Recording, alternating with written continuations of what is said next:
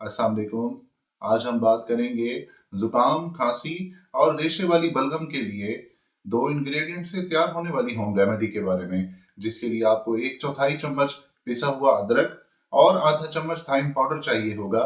इसको आप एक कप पानी में बॉईल करके मिक्स कर लेंगे। इसमें आप कफ से फर्क या जायके के लिए कोई नेचुरल स्वीटनर जैसे स्टीविया, नेचुरल हनी शामिल कर सकते हैं। इस बेहतरीन टी को दिन में एक बार इस्तेमाल करने से आप बहुत ज्यादा फायदा हासिल कर सकते हैं।